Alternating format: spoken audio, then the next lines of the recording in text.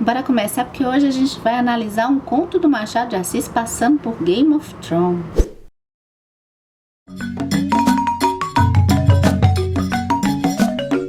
Rosina está determinada a se casar. Quem está apaixonadíssimo por ela é Ernesto de Tal. E quem é Ernesto de Tal? Onde vive? O que come? Tadinho, Ernesto, nem importa o sobrenome dele, é um coitado. Ele não tem dinheiro nem condições nem para comprar uma casaca para ir para uma festa um pouquinho mais arrumada. Chega então o rapaz de nariz comprido e esse sim, Rosina já desvia um pouquinho o olhar para ele. A Rosina vai ser a personagem que a gente vai discutir aqui boa parte desse vídeo, tá? Porque, né, acho que o nome do conto é Ernesto de Tal. Mas Rosina, já quero saber sua opinião, assim. Você não acha que Rosina domina um pouco a nossa análise aqui, nosso pensamento durante o conto? Ela é uma moça que ela tem uma ideia fixa aí para sua ascensão social. Ela quer ascender socialmente ou até, quem sabe, manter o seu status. Só que nós estamos no século XIX, minhas senhoras, meus senhores, e a única opção que a mulher tinha é o casamento. Nessa série de vídeos de discussões sobre os contos do Machado de Assis, que a gente está aprendendo juntos, a gente fala sobre a questão das máscaras sociais que Machado tem parece essa vontade de que a gente pense. Ele demonstra isso em muitas das histórias, que algumas delas a gente já discutiu aqui. Esse lado, né, a gente entra no jogo, né, no jogo amoroso. Jogo amoroso que já me lembra um livro que a gente pode perceber muitos jogos aqui. É um livro que me deixou bastante impressionada, que se chama As Relações Perigosas. Eu sempre falo o nome dele errado, do Chauderlot de Laclos. E aqui a gente tem o jogo no pior cenário possível, que é o jogo pelo jogo. O jogo da maldade mesmo, né? De querer ruir sentimentos amorosos, de querer desafiar pessoas a conquistar outras pessoas. Mas voltando para o nosso conto Ernesto de Tal, a gente tem uma outra espécie de jogo. Esse sim, um jogo mais ligado aí de Game of Thrones, né? Um jogo de poder, um jogo mais teatral, porque existe um desejo por detrás de certa forma de empoderamento, mas não empoderamento aqui no ponto de vista assim até positivo, empoderamento de Game of Thrones que a gente pode levar para Rosina, né? Que ela o casamento é a sobrevivência, digamos assim, social da mulher no século XIX, e eu aqui tentando passar um paninho para nossa protagonista. Quando a gente entra no âmbito de uma necessidade de fechar um negócio, no âmbito da negociação, nossas antenas são outras, né? Se a gente está querendo vender alguma coisa, é diferente, né? A gente tem que colocar o positivo, a gente tem que ressaltar aquilo que há de maior em nós, e aí a gente pode flutuar aí no campo da ética, porque para se vender uma coisa, você pode mentir, ou você pode até maquiar um defeito daquela coisa. Eu li um artigo da Silene Margarete Pereira, já abro parênteses para você que chegou agora nesse vídeo e é novo no canal, que todas as referências estão no box de descrições desse vídeo no YouTube, tá?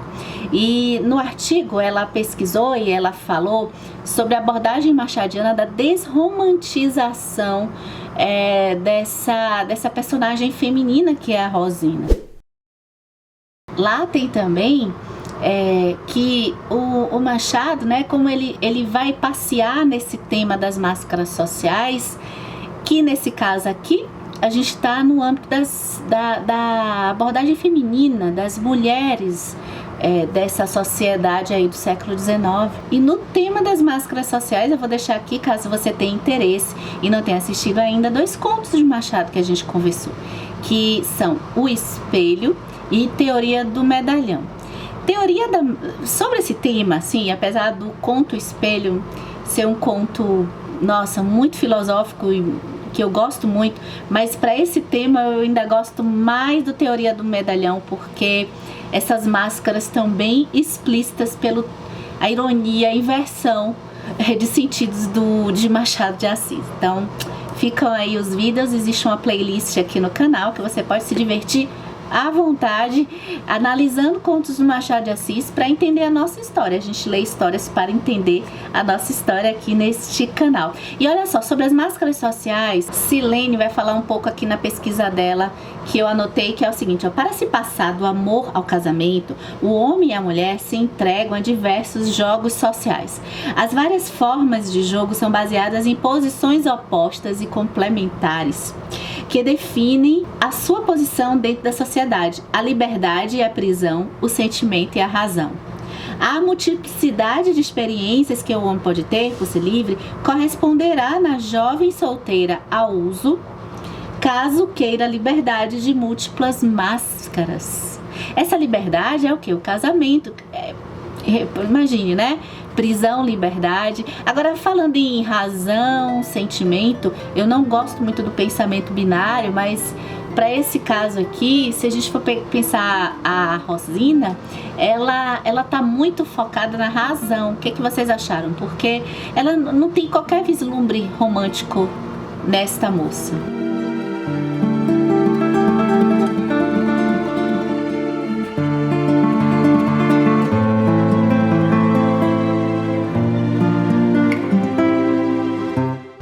Aqui um tema que eu fiquei pensando também durante a leitura desse conto.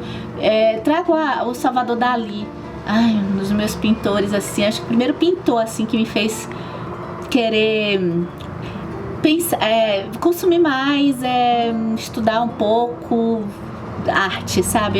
Eu acho simplesmente fantástico.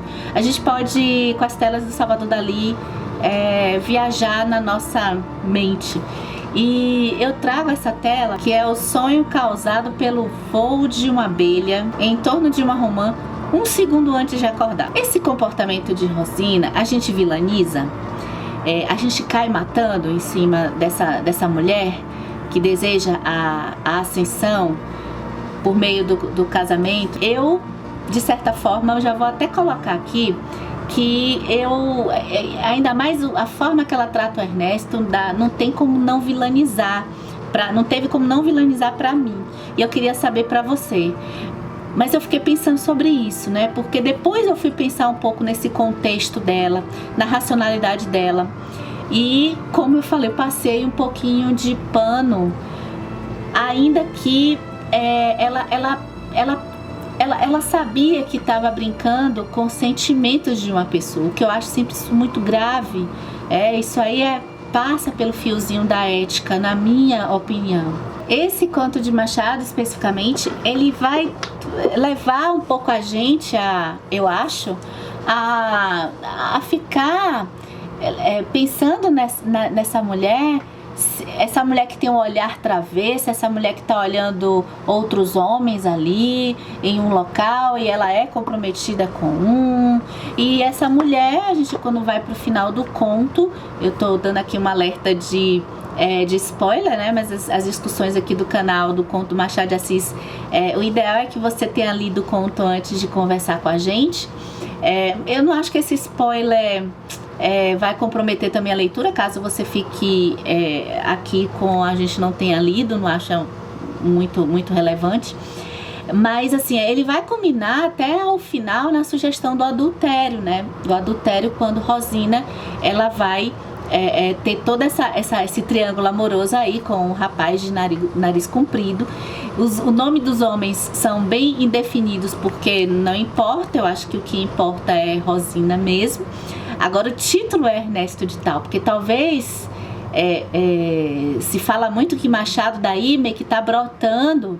Esse conto ele foi escrito pelo Machado antes do Dom Casmurro. E ali ele tá brotando, né? Ao final a gente lembra, quem leu o Dom Casmurro ou sabe o plot, vai lembrar do Dom Casmurro ao final do conto. Só que assim, por algumas vezes eu fiquei pensando, eu lembrei muito da Scarlett O'Hara. Vocês já leram E o Vento Levou? Da Margaret Mitchell? Porque Scarlett O'Hara é aquela anti-vilã. É aquela anti-vilã que tem ela tem uma alma e uma personalidade que não se adequa à época dela. Então eu fiquei pensando se essa personalidade de Rosina, se ela também tem, se ela não teria essa personalidade em que é vista pelo comportamento e a moralidade da época como então é uma mulher que vai depois trair o marido. E isso até pra mim, eu posso dizer que seja um final de conto que não me agradou tanto do Machado. Olha isso, tava pra nascer eu criticar meu Machadinho. Mas é isso aí, né? Faz parte, assim. Sabe por quê? Porque assim, a sugestão do adultério, eu acho que anula a discussão sobre essa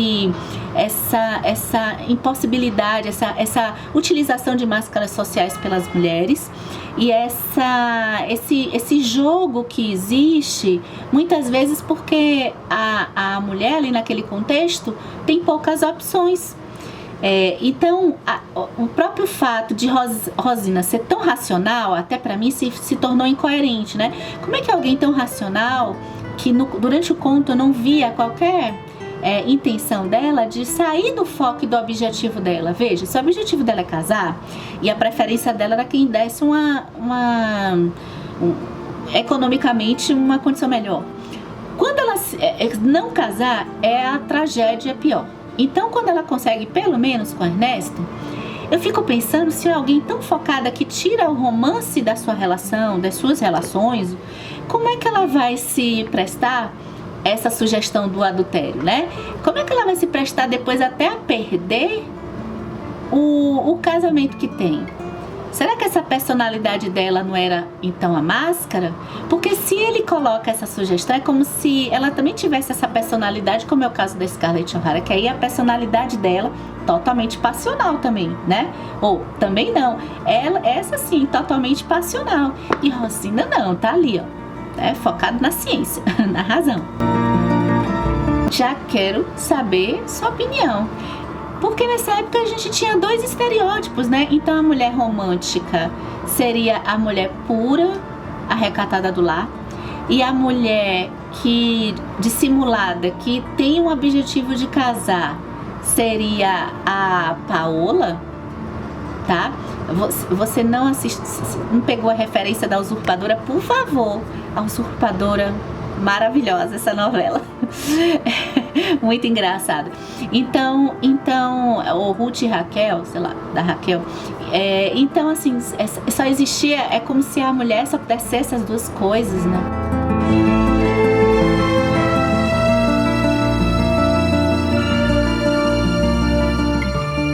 Aqui agora, então, a gente pode debater Ernesto, tadinho, é difícil não tomar o partido dele, não ficar um pouco com pena dele, na ilusão que ele entra nesse apaixonamento por Rosina. Parece que a narrativa toda tá querendo desqualificar Ernesto. A própria Rosina falando que ele é Palerma, ai, dá dó no coração. E o narrador, ele já começa, lembra a dica de Lilica. Os contos de Machado de Assis, o início do conto é crucial. A descrição de Ernesto é tudo por negativa, né? É tudo que ele não é. Ele não é nada, ele não é isso, ele não é aquilo. Para que a gente não se importe, mas se importando, né? Para que a gente até, não sei se também todo leitor vai se importar ou vai achar que ele é um bobo mesmo. E daí também até, voltando um pouco para Rosina, quando eu penso dela até judiar dele, se também não existe essa ingenuidade, não chega a ser até um pouco, ainda que pra época, né? Então a vida vai fazer ele crescer, ou seria uma ilusão amorosa? Aí também eu jogo na roda pra gente discutir nos comentários do YouTube. Cisnes refletindo elefante. Já dou de presente pra vocês outra pintura do Dalí que é Ernesto, né? essa fase de apaixonamento, e nessa trajetória de contos a gente conversou muito sobre essa coisa da paixão lá, sobre o amor em Lídia Fagundes Telles, tá? Para não me repetir aqui, eu vou completar a paixão de Ernesto com toda aquela fase de apaixonamento um pouco negativa, e eu vou trazer outro livro aqui, assim. Eu acho que nessa época que a gente tá pensando assim, o romantismo um pouco, né? Aqui Machado já tá lá pro realismo, mas assim, esse amor romântico, essa fase em que só se pensa na amada, no amado, é uma fase que às vezes tem descrições até muito engraçadas, que é o caso aqui de David Copperfield, de Charles Dickens. Se você ainda não teve a oportunidade de ler esse livro, eu deixo aqui a recomendação, isso aqui é incrível. E quando David se apaixona por Dora adora. Alguns, né, eu fiz essa leitura em conjunto, então a gente, algumas pessoas assim, enchi o saco, às vezes a gente enche o saco um pouco, não é possível, só pensa na Dora, e é um pouco Ernesto aqui, agora com essa diferença, assim, eu acho que aí também a intenção da leitura, a história é outra, mas Charles Dickens quer que a gente dê risada, eu acho, né? Não sei se ele quer, mas eu como leitora, assim, a gente dando risada, porque às vezes chega a ser até engraçado, essa paixão, esse namorar desse jeito, idealizado, né? Enxergando algo que não é a realidade, enxergando na moça algo que ela não é. Ernesto, a mesma coisa. E conta aqui dos comentários, você não dava vontade, assim, de dizer, escuta o amigo, sabe? Nessas horas, escuta teu amigo, escuta tua amiga, porque, né, nessas horas é a melhor coisa a se fazer. Bom, gente, acho que é isso, acho que a discussão já deu por hoje. A gente tem aí o Relógio de Ouro para discutir e continuamos seguindo, lendo os contos de Machado de Assis no formato de TBR. Por enquanto, eu vou ver se eu escolho, a gente não sorteia hoje, eu vou escolher um conto ou dois pra gente conversar, que eu tô com vontade de ler, tá? E aí depois a gente segue na TBR direitinho, tá certo? Eu espero que vocês tenham gostado desse vídeo e até o próximo!